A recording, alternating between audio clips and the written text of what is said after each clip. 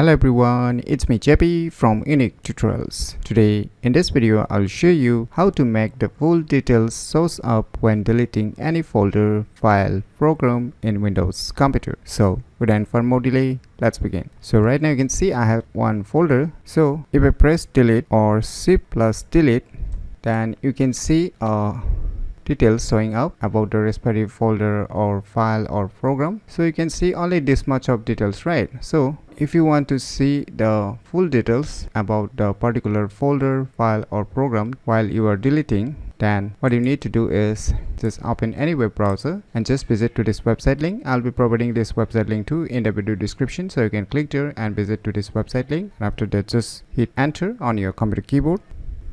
So finally the file has been downloaded, so let me go to the folder where it's being downloaded and let me close this web browser. Just double click it to extract this zip file. Now just open the extracted folder. Now you can see the second file, so full details when deleting a file. Just double click on it, click on yes, click on OK. Now just minimize it. Now let us try to delete this particular folder again. So let me press delete or shift plus delete on my computer keyboard.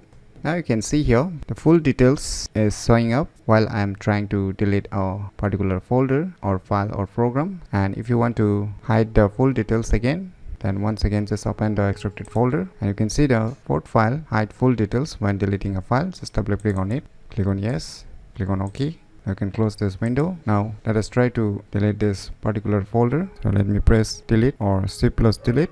So now you can see the full details has been hidden again and it is being restored back to the default.